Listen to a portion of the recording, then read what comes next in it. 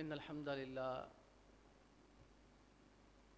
نحمده ونستعينه ونستغفره ونعوذ بالله من شرور أنفسنا ومن سيئات أعمالنا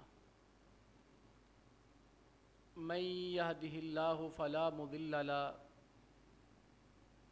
ومن يضلل فلا هادي له وأشهد أن لا إله إلا الله وأشهد أن محمدًا عبده ورسوله أما بعد فإن خير الحديث كتاب الله وخير الهدي هدي محمد صلى الله عليه وسلم وشر الأمور محدثاتها وكل محدثة بدعة وكل بدعة ضلالة وكل ضلالة في النار قال الله تعالى في محكم تنزيله إن إبراهيم كان أمة قانتا لله حنيفا ولم يكن من المشرکین۔ محترم بھائیو، عزیز بزرگوں اور دوستوں، اللہ سبحانہ و تعالیٰ کے بعد جو سب سے زیادہ درجہ ہے وہ نبی کریم علیہ الصلاۃ کا ہے۔ پھر اللہ کے پیغمبر علیہ الصلاۃ کے بعد جس ہستی کا مرتبہ اور مقام سب سے زیادہ ہے وہ جناب ابراہیم علیہ السلام ہے۔ اللہ تعالیٰ نے دو شخصیات کو ہمارے لیے آئیڈیل اور نمونہ بنایا ہے کہ ان کو دیکھ کر زندگی گزاری جائے۔ ایک جناب محمد کریم ہمارے نبی کریم علیہ السلام ہیں، اور دوسرے جناب ابراہیم علیہ السلام ہے۔ ہمیں ہی نہیں،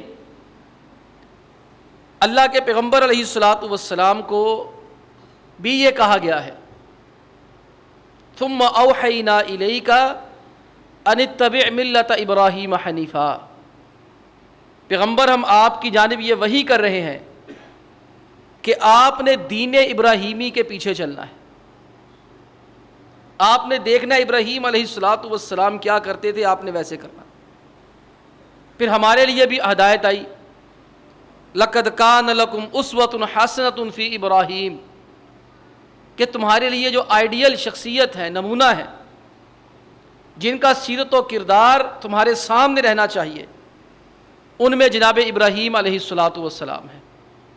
میں نے عرض کیا ابھی شروع میں کہ اللہ کے پیغمبر علیہ السلام کے بعد جو درجہ ہے جناب ابراہیم علیہ السلام کا ہے، وہ ہم نے کس طرح کہہ دیا؟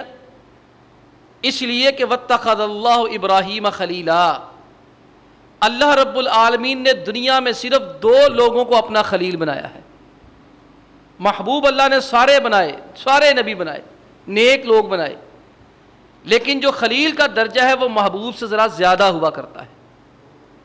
اللہ فرماتے وَاتَّخَذَ اللَّهُ إِبْرَاهِيمَ خَلِيلًا، میں نے ابراہیم کو اپنا خلیل بنا لیا، کہ محبت سے بھی اعلیٰ ایک محبت کا درجہ۔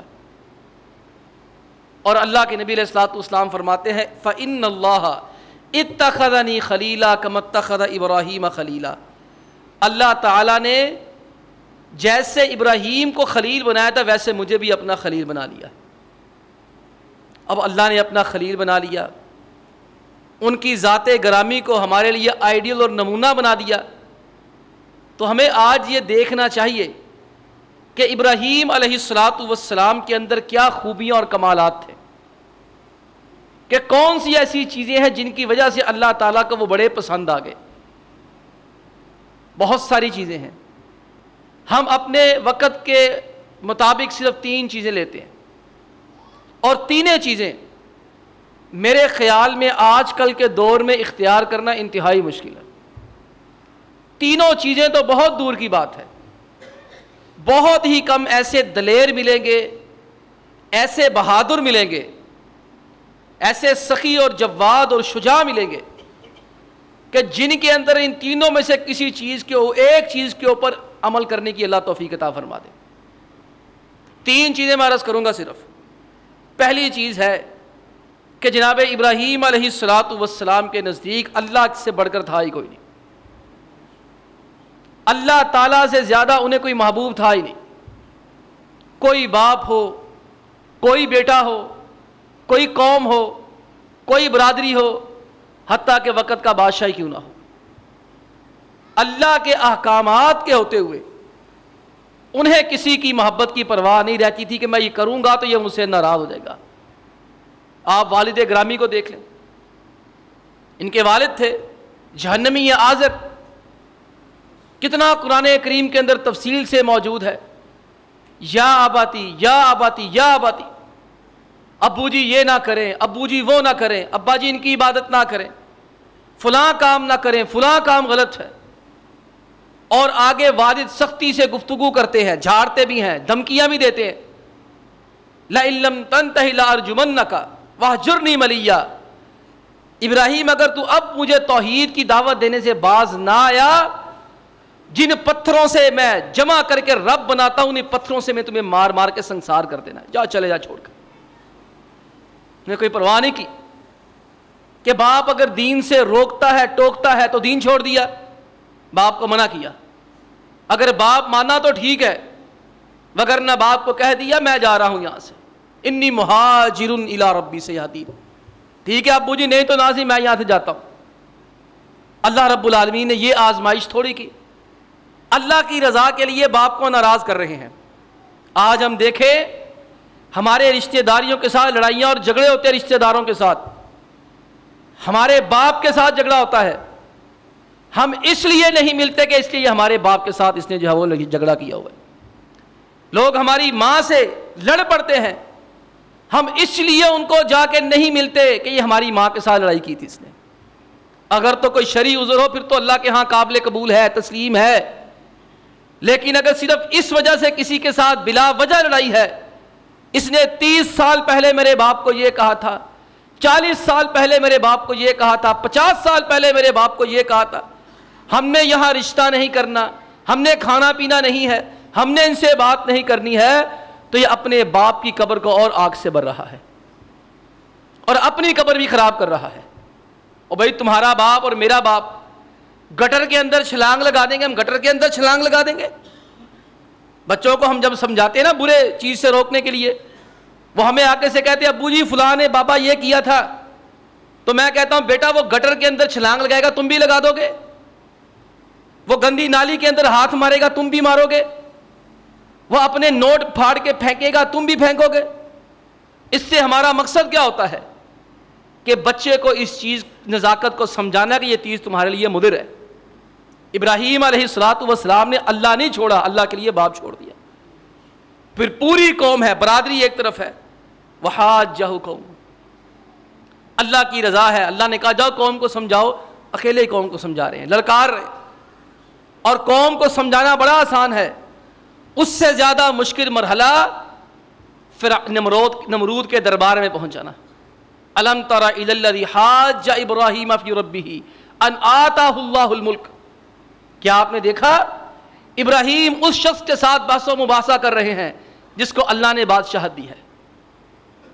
اذ قال ابراہیم ربی الذی یحیی و یمیت. ابراہیم نے کہا میرا رب زندہ کرتا ہے, میرا رب مارتا بھی ہے. قال انا احیی و امیت.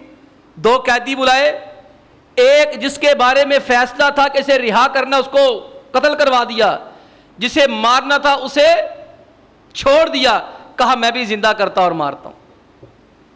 ڈیڑھ تھا, بات سمجھ گیا تھا مقصد کیا ہے. قال ابراہیم, ابراہیم علیہ السلام نے ایسا پھر پتہ کھیلا, اچھا یہ کام کیا ہے, میرا جو رب ہے نا وہ سورج کو طلوع کرتا ہے. فإن اللہ یاتی بالشمس من المشرق. میرا رب روزانہ سورج مشرق سے نکالتا ہے, مشرق سے نکال کر مغرب میں غروب کرتا ہے. تو رب ہے، کل تم مغرب سے سورج تو نکال کے دکھا. فَبُهِتَ الَّذِي كَفَرَ، کافر لاجواب ہو گیا، بتوں کو توڑا اللہ کی رضا کے لیے. آج ہمارے اندر ہمت نہیں ہے کہ ہمارے سامنے گاجے باجے ہوں ہم جا کے ٹیپ ہی بند کر سکیں. ہمت نہیں ہے ہمارے اندر. شادی ہو، بیاہ ہو، بلکہ صوفی جی تسبیح پکڑ کے ساتھ بیٹھ کے اللہ اللہ بھی کر رہے، ساتھ انجوائے بھی کر رہے ہوتے ہیں. کہتے بچے ساڈے واسطے نہیں آ گئے، تو چھتر لا کے مار پیسہ تیرے واسطے کہیں نہیں آتے. تم ڈنڈا پکڑ کے لاؤ، 2 ٹکڑے کر کے دکھاؤ ٹیپ کے، ان کی ایسی کی تیسی چلا کے دکھا دیں. کوئی ضرورت نہیں تھی. جرت تمہارے اندر نہیں ہے، ہمت تمہارے اندر نہیں ہے. تم نے اسوہ ابراہیمی سیکھا نہیں ہے. یہاں ٹیپ بند نہیں کروا سکتے، یہاں گانے بند نہیں کروا سکتے، یہاں مسجدوں کے لاؤڈ سپیکر بند کروائے جا سکتے ہیں، یہاں مسجدوں کی اذانوں کی آوازیں کم کروائی جا سکتی ہیں. ان کے کان کے پردے پھاڑتے ہیں جب قاری صاحب قرآن پاک پڑھتے ہیں، اس کو سپیکر کو بند کروا دیا جائے. لیکن جو کانوں کے پردے پھاڑتے ہیں وہ نئے نئے لاؤڈ سپیکر ڈیک. آپ کے فیصل آباد میں بسنت منائی گئی نا، آپ نے دیکھ لیا ہوگا کیا تماشا لگا. کسی کے گھر میں شادی بیاہ ہو، پوری گلی کو تنگ کر کے رکھا ہوتا، ان کی نیند کا ستیہ ناش کیا ہوتا ہے. لیکن ڈر کے مارے کو جا کے یہ نہیں کہہ سکتا کہ یار تھوڑی سی آواز ہی کم کر لو. یہ اسوہ ابراہیمی ہے. قوم گئی عید منانے کے لیے، بتوں کو ٹکڑے ٹکڑے پاش پاش کر دیا. یہ ہے ہمت اور جرأت جس کے لیے اللہ نے کہا ایسا بننا ہے. اور جناب ابراہیم علیہ السلام کا اس سے کڑا امتحان جو میں سمجھتا ہوں، وہ اولاد جو اللہ نے بڑھاپے کے اندر جا کر دی، اللہ کی رضا یہ تھی اس کو بے آب و گیا زمین پہ چھوڑ آئے جہاں دانا پانی کا نام و نشان نہیں.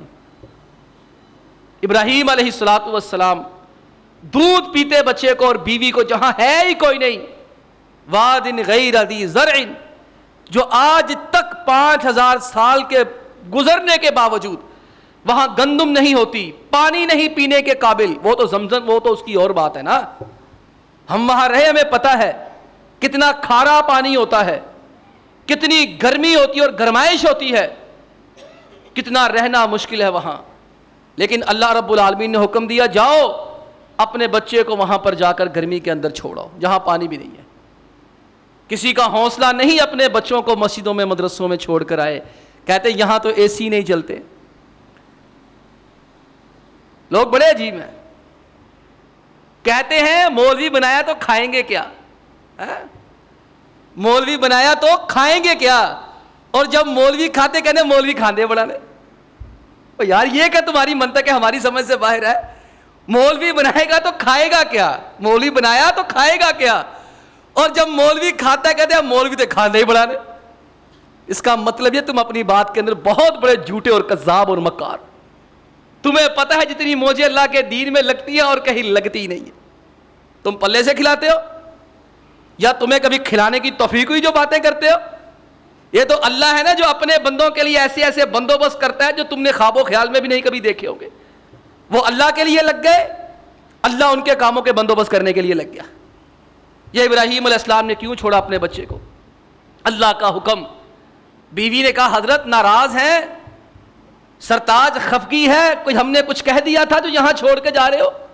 ایک بار پلٹ کے جواب دے دو کہ ہوا کیا ہے، غلطی کیا ہوئی ہے. کہا بی بی غلطی کوئی نہیں ہوئی، اللہ کا حکم ہے تمہیں یہاں چھوڑ کے چلے جاؤ، میں کیا کر سکتا ہوں. اللہ نے اتنی مدت کے بعد بیٹا دیا، کہا جاؤ وہاں جا کے تپتی ریت کے اوپر چھوڑا، وہاں جا کے تپتی ریت پہ چھوڑ کے جا، کھانا پانی کچھ بھی نہیں ہے. جب بیوی نے یہ سنا، اللہ اس بیوی کی قبر پہ اربوں خربوں رحمتیں نازل فرمائے. جو ایک نبی کی بیوی ایک نبی کی ماں ہے، اور اسی عورت کی نسل سے ہمارے نبی کریم علیہ الصلوۃ والسلام پیدا ہوئے. اللہ اکبر.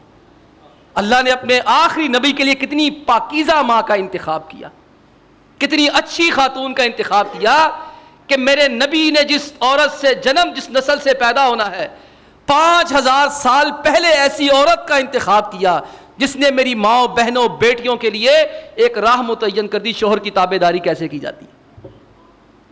شوہر چھوڑ گیا تپتی ہوئی ریت پہ، کھانا پینا کچھ نہیں. کہا کیوں جاتے ہو؟ کہا اللہ کا حکم ہے، اللہ کی رضا ہے. اذا لا یضیعنا اللہ ابدا، اللہ پھر ہمیں کبھی ضائع نہیں کرے گا. یہ امتحان پاس کیا، اللہ کی رضا پہ اترے. اللہ اکبر. اگلا حکم ہوا، باپ مدتوں بعد ملنے آئے تو بچوں کے لیے کھانے پینے لے کے آتا ہے، ٹافیاں، چاکلیٹیں، گنے، گاڑیاں، تحفے لے کے آتا ہے۔ جب بیرون ملک سے آتے ہیں بچوں کو تانگ ہوتی ہے کہ ہمارے بابا ہمارے لیے کیا لے کر آئیں گے۔ یہ ایسا بابا ہے تحفے کے اندر چھری لے کر آیا، کمال نہیں ہوگی؟ یا بنی انی اری فی المنام انی اذبحک فانظر ماذا تری، اللہ کا حکم آ گیا، بیٹا خواب میں دیکھا ہے کہ تیرے باپ کے ہاتھ میں چھری ہے، تیرے گلے پہ چل گئی ہے، فانظر ماذا تری، بیٹا جی آپ کا کیا خیال ہے؟ وہ اقبال پھر تڑپا اور اس نے کہا وہ فیضان نظر تھا کہ مکتب کی کرامت، سکھائے کس نے اسماعیل کو آداب فرزندی، سکھائے کس نے اسماعیل کو آداب فرزندی۔ اسماعیل کو پتا کیسے چلا کہ باپ کا حکم نہیں ٹالتے، وہ ذبح کرنے کے لیے تیار، یہ ذبح ہونے کے لیے تیار۔ وَفَدَيْنَاهُ بِذِبْحٍ عَظِيمٍ، اللہ کو باپ بیٹے کی ادا اتنی پسند آ گئی، اللہ نے ایک ذبح عظیم جاری کر دیا کہ چھریاں پھیرتے رہو، ابراہیم اسماعیل کو یاد کرتے رہو۔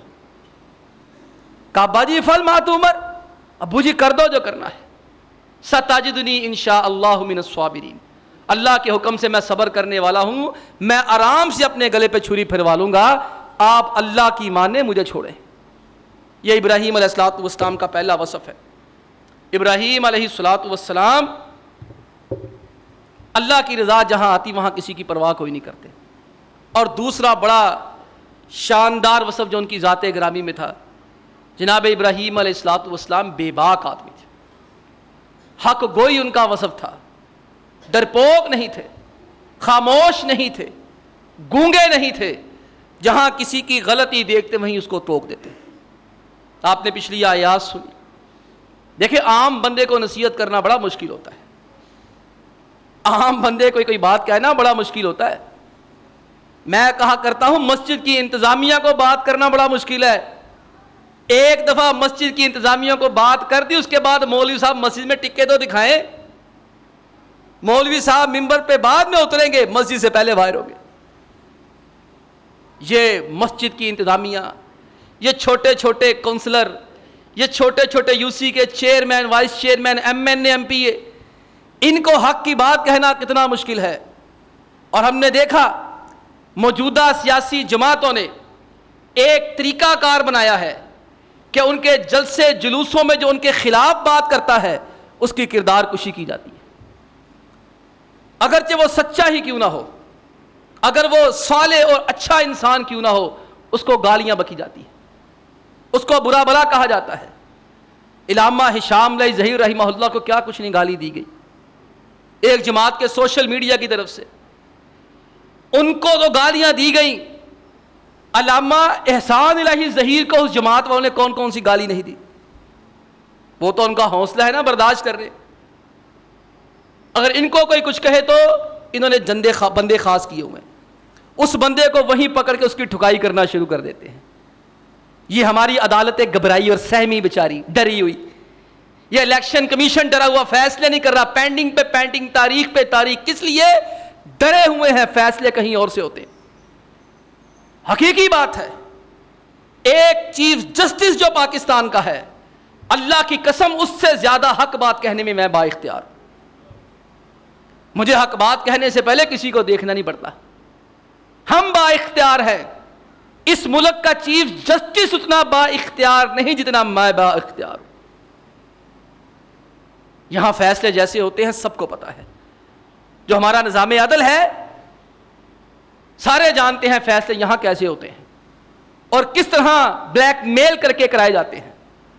اللہ تعالیٰ اس ملک کی اصلاح کرے، اس ملک کے نظام عدل کی اصلاح کرے۔ ہم ڈرتے اور خوف زدہ ہوتے ہیں، لیکن جناب ابراہیم علیہ السلام فرعون نمرود کے دربار میں جا کر کھڑے ہو گئے اور بتوں کو توڑ دیا، اور پھر ہر نقصان برداشت کرنے کے لیے تیار بھی ہو گئے۔ یہ حق گوئی اور بے باکی ہے نا، بتوں کو توڑا، پوری قوم کی انانیت پہ ضرب پڑ گئی۔ ایک اکیلے جناب ابراہیم علیہ السلام، دوسری طرف پوری کی پوری قوم ہے۔ اب وہ ڈرے نہیں، گھبرائے نہیں، سہمے نہیں، انہیں آپس میں مشورہ کیا، یار یہ کس نے کیا ہے؟ أأنت فعلت هذا بآلهتنا یا ابراہیم، ابراہیم یہ ہمارے بت، ہمارے اللہ، دیکھیں نا بات سنیں، عقل دیکھیں، مشرک کی مت ماری ہوتی ہے۔ اقبال کہتے ہیں نا بیان میں نقطہ توحید آ تو سکتا ہے، تیرے دماغ میں بت خانہ ہو تو کیا کہیے، کہ تیرے دماغ میں بت نہیں بت خانہ ہے، تو نے مکہ کے مشرکین کی طرح بیت اللہ کے ارد گرد 365 بت دماغ کے اندر بسائے ہوئے ہیں۔ تیرا کوئی تارنے والا ہے، تیرا کوئی ڈبونے والا ہے، تیرا کوئی اولادیں دینے والا ہے، تیرا کوئی رزق دینے والا ہے، تیری کوئی مشکلیں سوارنے والا ہے، تیرا کوئی داتا گن بخش علی حجویری تو نے بنا کے رکھا ہے۔ تجھے توحید کی کیسی سمجھ آئے؟ یہ توحید کی سمجھ نہیں آتی، آسان بڑی ہے، بیان میں نقطہ توحید آ تو سکتا ہے، تیرے دماغ میں بت خانہ ہو تو کیا کہیے۔ یہ جناب بیان دماغ میں بت خانے تھے۔ ابراہیم علیہ السلام نے کہا یہ میں نے نہیں کیا، بل فعلہ کبیرہم ھذا، ایڈا بڑا بابا نے انہیں توڑے جے، اس کے چہرے پہ، اس کے کندھے پہ کلہاڑا رکھ دیا، کہا اس نے کیا ہے۔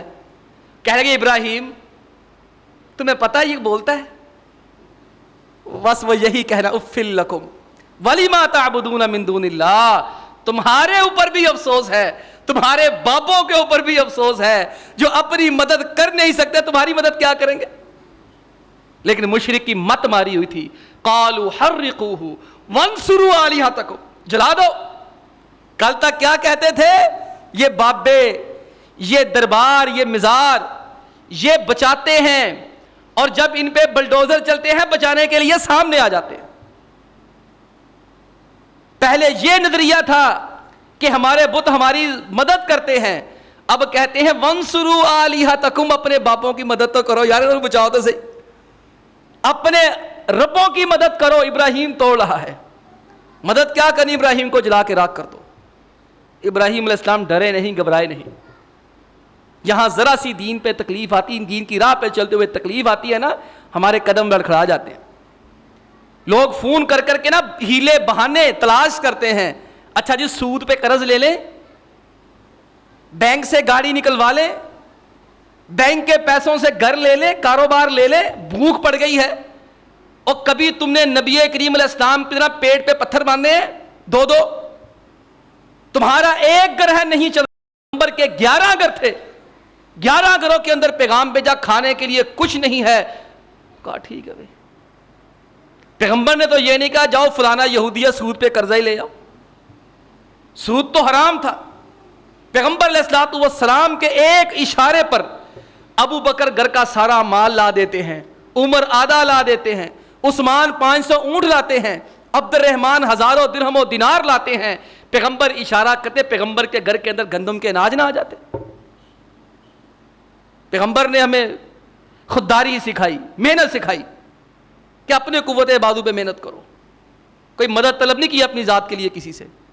آپ یہاں یہ دیکھیے، ابراہیم علیہ السلام کو پوری قوم نے آتش جلائی ہے، پھینکنے لگے ہیں آگ میں، اور یہ اللہ کے خلیل ہیں، حبیب ہیں، اس وقت کائنات میں اللہ کے بعد سب سے عظیم ہستی ہیں، آگ میں پھینکا جا رہا ہے۔ بے خطر کود پڑا آتش نمرود میں عشق، بال کہتا بے خطر کود پڑا، کوئی پرواہ ہی کوئی نہیں۔ جناب جبریل آئے، کہا حضرت اگر حکم دیا، اگر حکم ہو تو یہ آگ شاگ کا سلسلہ ختم کر دیا جائے؟ میں نہیں، حسبی اللہ، مجھے تیری نہیں اللہ کی ضرورت ہے، حسبی اللہ، مجھے اللہ ہی کافی ہے، جس کے لیے میں جل رہا ہوں وہی مجھے بچائے گا، اگر میں اس کا ہوں تو جلانے والی آگ بھی اسی کی ہے۔ قالوا حرقوا قلنا یا نار کونی بردا وسلاما علی ابراہیم، اللہ نے کہا اے آگ ٹھنڈی ہو جا، پر اتنی ٹھنڈی نہ ہونا کہ میرے ابراہیم کو تکلیف ہو، ابراہیم کو تمہارے اندر بہار جیسا مزہ اور سکون آنا چاہیے۔ یہ دوسرا وصف، اللہ کی راہ میں بھی ڈٹ کے بات کرنی۔ یہ جان بچانی بڑی مشکل ہو جاتی ہے، بڑے درباروں پہ بات کرنا، جا کر بڑے بڑے لوگوں کے سامنے بات کرنا، بندہ اپنا مستقبل داؤ پہ لگا دیتا ہے ظاہری طور پر۔ یہ دوسرا وصف تھا ان کا۔ اور تیسری خوبی جناب ابراہیم علیہ السلام میں، جس کا ہمیں بہت زیادہ اہتمام کرنا ہے، ابراہیم علیہ الصلوۃ والسلام بچوں کی تربیت سے کبھی غافل نہیں ہوئے. صحیح بخاری کی روایت کے مطابق 3 دفعہ جناب ابراہیم علیہ الصلوۃ والسلام جناب اسماعیل علیہ السلام کو ملنے گئے. دنیا میں اس وقت جو سب سے زیادہ تنخواہ لے رہا ہے میرا خیال گوگل کا وہ کچھ ہے, وہ CEO پتہ نہیں اسے کیا کہتے ہیں, ہندوستان کا ہے کوئی. اس کا انٹرویو ہوا, اس کا انٹرویو کیا گیا, اس سے سوالات کیے گئے. اس سے سوالات جو کیے گئے ان میں یہ سوالات تھے, آپ اپنے بیوی بچوں کو کتنا وقت دیتے ہیں؟ دوسرا سوال, آپ کا اپنے ماں باپ کے ساتھ رویہ کیسا ہے؟ تیسرا سوال, آپ کے اندر گھر کے اندر کبھی لڑائی جھگڑا تو نہیں ہوتا بیوی بچوں کے ساتھ؟ اس نے تینوں سوالوں کے جواب صحیح دیے. اس وقت دنیا کی سب سے بڑی تنخواہ وہ لے رہا ہے کروڑوں ڈالر کے اندر. جو بورڈ بیٹھا ملازم رکھنے کے لیے, اور دنیا کی سب سے بڑی جو کمپنیوں میں سے کمپنی گوگل ہے اس کا CEO ہے, سندر بچانی شاید نام ہے. اور انٹرویو کے اندر اس کی کوالیفیکیشن نہیں پوچھی جا رہی, اس کی سکلز نہیں پوچھی جا رہی, اس سے پرفیکشن کا سوال نہیں ہو رہا, اس سے مینجمنٹ کا سوال نہیں ہو رہا. سوال 3 ہو رہے ہیں, بیوی بچوں کو وقت دیتے ہو کہ نہیں دیتے؟ نمبر 2, ماں باپ کے ساتھ اچھا سلوک کرتے ہو کہ نہیں کرتے؟ نمبر 3, گھر کے اندر ڈانگ سوٹا اور کوٹ کٹیا تو نہیں چلتا؟ اس نے کہا ماں باپ کا بھی خدمت گزار ہوں, بیوی بچوں کو بھی وقت دیتا ہوں, اور گھر کے اندر سکون ہی سکون ہونے کا رکھ لو انہوں. بعد میں پوچھا گیا یہ 3 شرطیں کیوں رکھی کسی ملازمت, اس اتنی بڑی ملازمت کے لیے؟ اس نے کہا جو بندہ اپنے ماں باپ کا خیر خواہ نہیں وہ ہماری کمپنی کا کیسے خیر خواہ ہو سکتا ہے؟ ساڑھے پنجابی کی گندے جہاں ٹھڈو جمن والے نہیں وہ کسے دا نہیں, جہاں ماں پیو دا سکا نہیں وہ کسے دا سکا نہیں. نے کہا جو اپنے ماں باپ کا اس نے سلوک نہیں کرتا, ان کے ساتھ خیر خواہی نہیں کرتا, وہ ہماری کمپنی بھی تباہ کر دے گا. اور دوسری بات, جو اپنے بیوی بچوں کو ٹائم دیتا ہے اسے مینجمنٹ, ٹائم مینجمنٹ آتی ہے اسے. اور تیسری بات, جو گھر سے پرسکون آئے گا وہ یہاں سکون سے کام کرے گا. اگر گھر کے اندر ڈانگ سوٹا چلتا ہوگا, لڑائی چلتی ہوگی, کوٹ کٹیا اور سیاپا ہوتا ہوگا, دفتر کے اندر آ کر کام کرنے کے لیے ٹینشن میں ہی بیٹھا رہے گا. اب ہم دیکھیں, ہم اس چیز کا جائزہ لیں, ہم ان چیزوں میں کامیاب ہے کہ ناکام ہے. جناب ابراہیم علیہ الصلوۃ والسلام کے بارے میں ایک فتح الباری میں ایک حسن روایت ہے کہ ابراہیم علیہ الصلوۃ والسلام کو اللہ نے براق عطا کیا تھا. اس براق پہ وہ مسجد اقصیٰ سے تشریف لاتے اور ہر مہینے پورا ایک دن جناب اسماعیل علیہ الصلوۃ والسلام کے ساتھ گزارتے. ہم دیکھیں, تھوڑا سا جائزہ لیں, میں اور آپ سارے دیکھنے میں آیا ہے جو زیادہ پڑھے لکھے لوگ ہوتے ہیں, وہ زیادہ پیسے والے لوگ ہوتے ہیں, وہ اپنے علم اور اپنے مال و دولت کی وجہ سے اپنے بچوں کو ٹائم نہیں دے پاتے. پنجابی کے اندر چراغ تھلے دے رہا. بڑے بڑے علماء ہوتے ہیں, صلحاء ہوتے ہیں, متقی ہوتے ہیں, ان کے بعد ان کا ممبر خالی ہوتا ہے, ان کے علم کا وارث کوئی نہیں ہوتا. وجہ کیا ہوتی ہے؟ بچوں کو تربیت کی ہی نہیں, بچوں کو وقت دیا ہی نہیں. صبح مدرسے پڑھا رہے ہیں, دوپہر کو مسجد میں ہے, شام کو مسجد میں ہے, رات کو مسجد میں ہے, رات کو فلانے جلسے پہ تقریر کرنے کے لیے جا رہے ہیں. صبح نکلے بچے سوئے, دوپہر آئے بچے سوئے, رات گئے بچے سوئے. برا نہیں ماننا اس چیز کا. میں اور آپ سارے جائزہ لیں کہ ہمارے ساتھ کہیں ایسا تو نہیں ہو رہا. صبح جاتے ہیں کام پہ بچے سوئے ہوتے ہیں, دوپہر کو آتے ہیں اکیڈمی گئے ہوتے ہیں, رات کو آتے ہیں, یا ہمیں تھکن ہوتی ہے ہم دھکے مار کے سلا دیتے ہیں, یا وہ بیچارے ہم سے پہلے سوئے ہوتے ہیں. کہتے لمحوں نے خطا کی تھی صدیوں نے سزا پائی, اور وقت کرتا ہے پرورش برسوں, حادثہ ایک دم نہیں ہوتا. یہ بچہ جو کھڑے ہو کے گریبان پکڑتا ہے, گالی دیتا ہے نا, یہ ماں باپ کی آنکھوں میں آنکھیں ڈال کے بات کرتا ہے اور عجیب طرح کے الزام دیتا ہے, تو شاعر کا کہا یاد آتا ہے, وقت کرتا ہے پرورش برسوں, حادثہ ایک دم نہیں ہوتا. یہ ایک دم نہیں ہوتا، اس سے پہلے آپ نے بچوں کو نظر انداز کیا ہوتا ہے۔ یہ بچی زینب کا واقعہ ہوا، اللہ اس کی روح کو اعلیٰ علیین میں جگہ عطا فرمائے اور اس کے ماں باپ کو صبر دے۔ آپ جانتے ہیں قصور میں جو واقعہ ہوا، پھر اس کے اوپر ایک بل، زینب بل بنا، زینب اپلیکیشن بنی اور کئی باتیں ہوئیں، بہرحال بہت کچھ ہوا، عمل ہوا نہ ہوا یہ الگ کی بات ہے۔ اب ہوا کیا، میں اس کے ماں باپ کو الزام نہیں دیتا، چھوٹی بچی تھی، ماں باپ اسے چھوڑ کے عمرہ کرنے کے لیے چلے گئے، کوئی دھیان نہیں رکھتا، میرے بچوں کا، آپ کے بچوں کا، میرے آپ کے سوا کسی نے خیال نہیں کرا، کسی کو پرواہ نہیں۔ اس کے بعد میں نے جو رپورٹیں پڑھی، انہوں نے لکھا کہ 2 طرح کے بچے سب سے زیادہ جنسی زیادتی کا شکار ہوتے ہیں۔ 100 میں سے 80% بچے جو جنسی زیادتیوں کا شکار ہوتے ہیں، ایک وہ جن کے باپ کمانے کے لیے بیرون ملک چلے جاتے ہیں، اور دوسرے وہ بچے جو چیز دینے کے لیے اکیلے دکان پہ چلے جاتے ہیں۔ کہ یہاں یہ خرابی پیدا ہو رہی ہے، یہاں یہ مصیبت جنم لے رہی ہے۔ اور آپ کو پتا ہے ہمارے ہاں جب کوئی کمانے کے لیے جاتے ہیں 1 سال 2 سال 3 سال 4 سال، بس اوقات تو 10 15 سال تک واپس ہی نہیں آتے، اڑ کے یوں چھت سے کبوتر میرے سب جاتے ہیں جیسے اس ملک سے مزدور عرب جاتے ہیں، اور پھر جب 15 20 سال لگا کے آتے ہیں خالی ہاتھ ہوتے ہیں، پھر سانو آ کے پتہ ہی کندے نے اولاد خراب ہو گئی، بگڑ گئی، گلے پہ گئی، گالاں کٹ دیے، پانی نہیں پیاندی، روٹی نہیں کھواندی، تو اپنی ہتھی روٹی کھوائی سی؟ بولو بتاؤ، جب مجھ کو تمنا تیری تھی تب تجھ کو تمنا غیر کی تھی، اب تجھ کو تمنا میری ہے، اب تیری تمنا کون کرے؟ کہتے ہمیں منہ نہیں لگاتے، بدتمیزی کرتے ہیں۔ گزارش میں کرنا چاہوں گا، اگر 3 ٹائم بچوں کے ساتھ مل کے کھانا کھانا مشکل ہے نا، تو زندگی کی ایک روٹین بنا لیں کہ 1 رات کا کھانا اپنے بچوں کے ساتھ لازمی کھانا ہے، اور اگر اس سے بھی خوشگوار رہنا چاہتے ہیں، اگر اللہ نے توفیق دی تو اپنی حیثیت کے مطابق کم از کم مہینے میں 1 یا 2 دفعہ بچوں کو باہر سیر بھی کرایا کریں، ان کے ساتھ ہوٹلنگ بھی کیا کریں۔ اللہ سے دعا ہے کہ اللہ ہمیں عمل کرنے کی توفیق عطا فرمائے۔ وآخر دعوانا ان الحمد للہ رب العالمین۔